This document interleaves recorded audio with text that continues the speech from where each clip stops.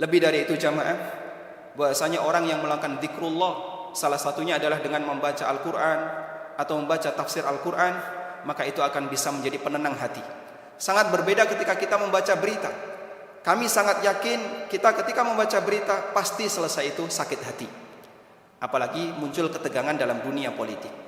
Sehingga kita lihat pengaruh buruknya. Orang yang membaca berita, selesai membaca berita, entah dia komentar apa atau dia sakit hati. Sehingga berita ini sebenarnya adalah menambah penyakit bagi hati kita. Makanya para ulama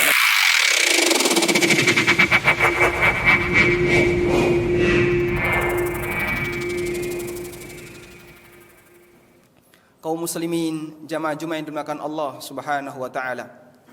Salah satu di antara nikmat besar yang Allah Subhanahu wa taala berikan kepada kita adalah kita dimudahkan untuk mau mendengarkan tausiah, mendengarkan ayat-ayat Al-Qur'an dibacakan, mendengarkan hadis-hadis Nabi sallallahu alaihi wasallam.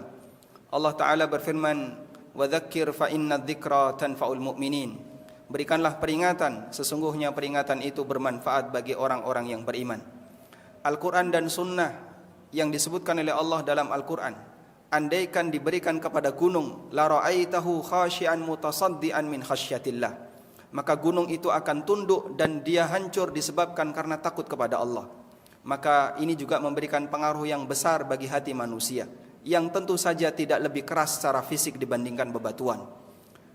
Dan alhamdulillah kita dimudahkan oleh Allah untuk mendengarkan tausiah itu setiap hari Jumat. Sekalipun barangkali dalam waktu selama sepekan bapak-bapak punya kesibukan sehingga tidak sempat untuk mendengarkan tausiah dalam kajian harian. Selanjutnya yang perlu untuk kita pikirkan adalah sejauh mana Jumatan yang kita hadiri ini memberikan pengaruh bagi kehidupan kita. Ada di antara kita yang sudah hadir Jumatan selama 30 tahun, 40 tahun sesuai dengan usia yang Allah Subhanahu wa taala berikan kepada kita. Namun selanjutnya kita perlu lihat sejauh mana Jumatan itu memberikan pengaruh dalam kehidupan kita.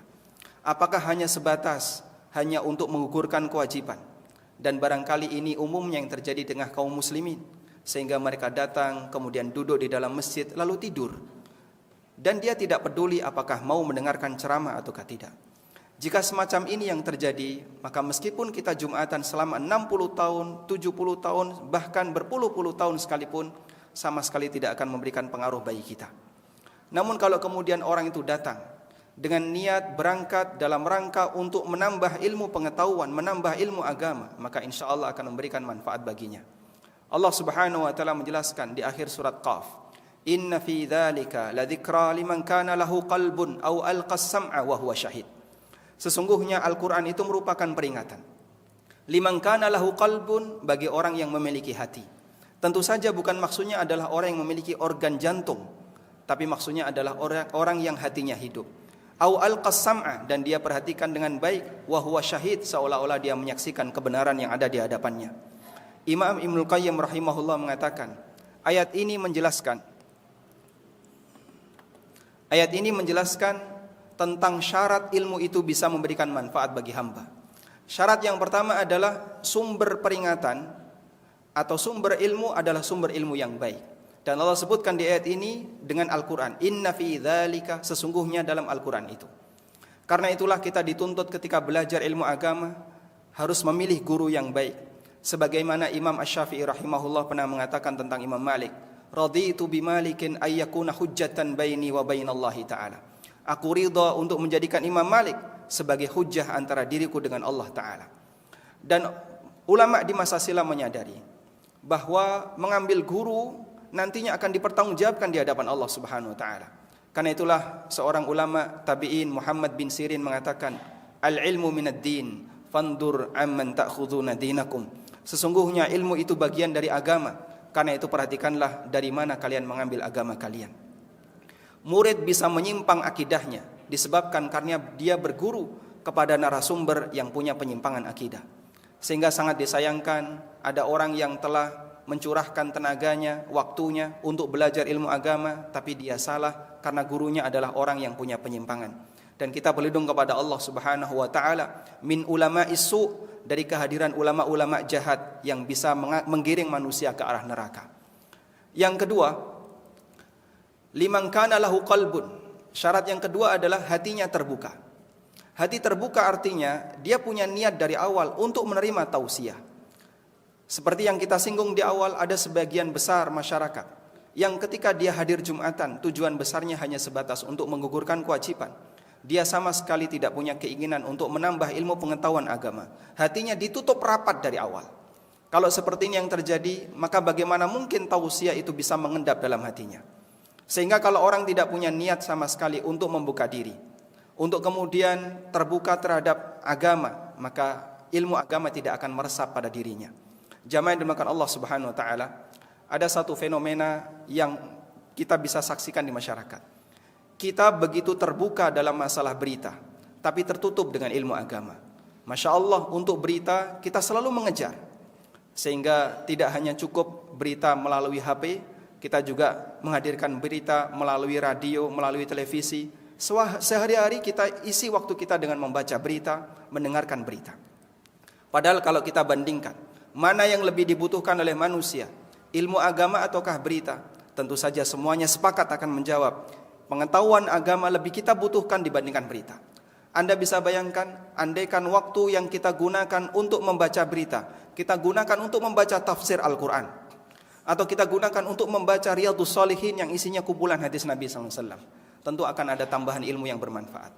Lebih dari itu jamaah, bahwasanya orang yang melakukan zikrullah, salah satunya adalah dengan membaca Al-Quran atau membaca tafsir Al-Quran, maka itu akan bisa menjadi penenang hati. Sangat berbeda ketika kita membaca berita. Kami sangat yakin kita ketika membaca berita pasti selesai itu sakit hati. Apalagi muncul ketegangan dalam dunia politik. Sehingga kita lihat pengaruh buruknya. Orang yang membaca berita, selesai membaca berita, entah dia komentar apa atau dia sakit hati. Sehingga berita ini sebenarnya adalah menambah penyakit bagi hati kita. Makanya para ulama mengatakan, dzikrul makhluqi da'un wa dzikrul khaliqi dawa'uhu. Sering menyebut makhluk dan itu isinya berita, itu adalah sumber penyakit. Dan sering menyebut khalik, itulah obatnya. Karena itu kami mengajak kepada para jamaah, mari kita sayangi waktu kita. Kita gunakan waktu yang singkat ini tidak habis untuk membaca berita, tapi kita manfaatkan untuk lebih banyak membaca ilmu agama. Demikian sebagai khutbah yang pertama. Aqulu qauli hadza wa astaghfirullah.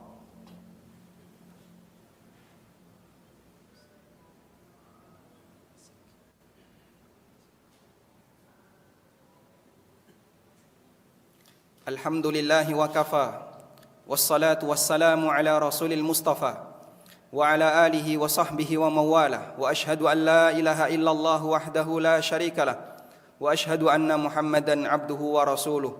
Ya ayyuhalladzina amanu taqullaha haqqa tuqatih, wa la tamutunna illa wa antum muslimun. Jamaah yang dimuliakan Allah, syarat yang ketiga kata Ibnu Qayyim, au alqas sam'a, dia mendengarkan dengan seksama. Artinya dia pasang pendengarannya sebaik mungkin. Makanya Nabi SAW melarang keras setiap tindakan ketika Jumatan yang bisa menyebabkan orang tidak konsentrasi. Seperti diantaranya bermain kerikil. Kata Nabi SAW, "Waman massal hasa faqad laga." Siapa yang mainan kerikil maka gugur pahala Jumatannya. Nabi SAW juga melarang bicara dengan orang lain. Nabi SAW bersabda, "Idza qala li akhika uskut wal imamu yakhtub faqad lagauta." Kalau kamu mengatakan kepada sampingmu, diam, padahal imam sedang berkhutbah, maka sesungguhnya kamu telah menggugurkan pahala Jumatanmu. Agar mereka terkondisi untuk fokus mendengarkan apa yang disampaikan oleh khatib. Waktu Jumatan tidak lama, kurang lebih hanya 10-15 menit, dalam kondisi pandemi lebih singkat. Sehingga sangat disayangkan kalau ya waktu yang singkat ini terkadang masih kita gunakan untuk sesuatu yang sia-sia. Kemudian yang keempat, wa huwa syahid, dan dia sahid artinya menyaksikan, fokus, konsentrasi dengan apa yang dia dengar. Kadang ada orang yang fisiknya di masjid tapi batinnya di warung. Mungkin barangkali dia dalam kondisi lapar, atau dia punya kegiatan yang lain yang masih terpikirkan dalam ingatannya, sehingga fisiknya di masjid tapi batinnya ada di tempat yang lain. Maka dia tidak konsentrasi. Sehingga Nabi SAW memerintahkan kita sebelum Jumatan agar ada persiapan, mandi biar lebih seger, gunakan minyak wangi biar tidak ganggu samping kanan kirinya dan mengeluarkan bau yang harum dan seterusnya.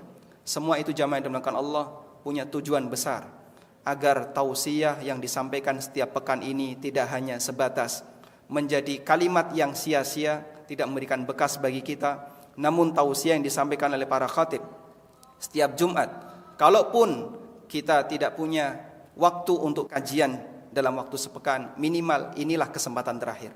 Jangan sampai Jumatan kita sia-siakan. Semoga Allah Subhanahu wa taala menjadikan Jumatan kita Jumatan yang lebih berkualitas, tidak hanya sebatas untuk menggugurkan kewajiban, tapi kita juga mendapatkan manfaat yang lebih besar dari itu. Allahumma salli ala Muhammad wa ala ali Muhammad kama sallaita ala Ibrahim wa ala ali Ibrahim innaka Hamidum Majid.